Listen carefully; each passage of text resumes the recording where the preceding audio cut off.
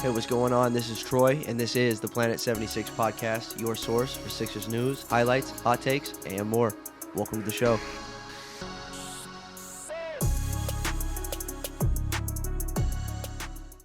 What's up, everyone? Michael from Planet 76 here, dropping a recap from tonight's game. And the Sixers played the Pelicans on Wednesday night. And I'm gonna be recapping both of those games in this episode. Make sure you guys subscribe to the podcast. A little bit of different scenery, as usual, that I would normally have. I was on the couch watching the game, and honestly, I have not gotten up from the couch, and I just have a lot of thoughts. So I want to keep the thoughts here, and we're just gonna roll with it. But again, make sure you guys subscribe. Troy, he's gonna see this and he's like, why is he on the couch? Whatever. So Sixers, Pelicans on Wednesday. I believe we recorded last on Monday, so we got the Monday game. Wednesday, the Pelicans beat the Sixers. It only ended up being a 10-point margin of victory for the Pelicans. They were up by 20, 30 at some point. No Embiid on Wednesday either. Tyrese Maxey played very well. Just couldn't get it done. No interior presence for the Sixers. Zion Williamson had 35 points. No one's going to stop Zion if Joel Embiid's not in the paint. Paul Reed's not enough. Mo Bamba's not enough. Marcus Morris is definitely not enough. I believe he started on Wednesday as well. It's not happening. Pelicans beat the Sixers on Wednesday. Again, these tough Western Conference teams, if you don't have Joel Embiid, you're going to have a rough time. And that was the case against Minnesota last week. That was the case against New Orleans this week on Wednesday. So Sixers go 0-1 there. Tonight, the third matchup of the season. The season's only a month young, and the Sixers have played the Celtics 3 times now. Sixers lose tonight, unfortunately, by 6. No Embiid tonight, no Maxey either. Both out with a sickness, which is crazy because it must be bad for Maxey to not play. The last time he didn't play was when he had that incident with his house, which was almost a year ago at this point, I imagine. At least almost a year ago. So it's probably bad if Maxey isn't playing because he's always playing. He's always active for the team. Joel Embiid was also sick tonight too. He missed the game, and there was some question of him playing.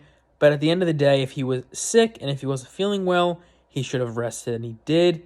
Sixers actually almost won this game too. Jason Tatum was ejected in the third quarter. So the Celtics had Tatum for 2.5 quarters, almost, basically. And the Sixers still almost won. They were up by 2 with a minute and change left. And then I think Derek White hit a 3, or was it Jrue Holiday? Derek White or Jrue Holiday hit a 3 to take the lead. And then the Celtics got some free throws, and then they scored again, and that was it. D'Anthony Melton also got ejected. He didn't get ejected, but he had 6 fouls. Patrick Beverley had his best game as a Sixer by far, and probably his best game in a while. He had 26 points, 8 rebounds. He was 10 for 15 from the field as well. Just a stellar performance. You can't ask for anything better, really, from Patrick Beverley.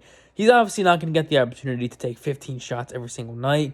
When he does, though, if this is something that we can realistically get from him, that's huge. That's major.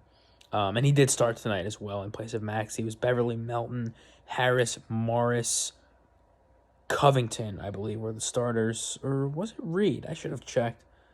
Nicholas Batum also did not play. So the Sixers were down quite a few guys tonight. 3 of 5 starters, and arguably their 3 best players. Well, I don't know if I'd go that far just yet. Hold on. Let me backtrack there. But definitely 3 of their 5 starters, 3 of their best players for sure. Their 2 best players did not have tonight.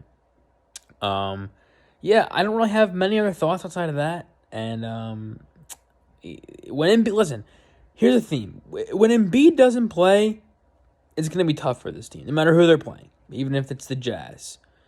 When Embiid doesn't play, the Sixers are going to have a tough time. When Embiid and Maxey don't play,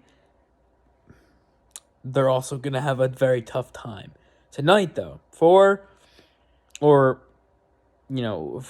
it's worth, and tonight specifically, the effort, Melton, Beverley, Covington, Just off the charts. You can't ask for anything more than showing up and doing what you can to win. Melton using all his 6 fouls to just do everything defensively. Beverly, relentless rebounding, just getting in the paint, crashing the glass, just being physical.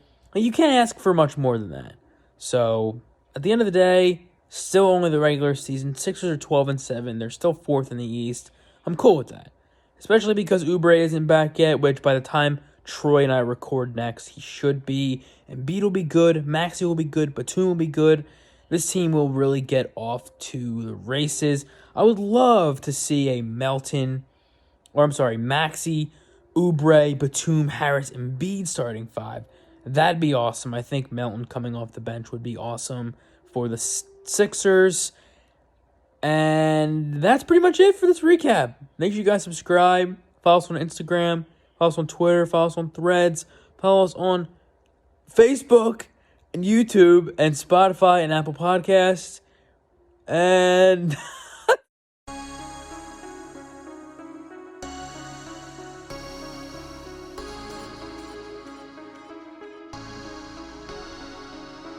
You just listened to an episode of the Planet 76 podcast. Hey, we appreciate you joining us for this episode. Whatever platform you're on, why don't you hit that subscribe button for us, and we'll see you next time.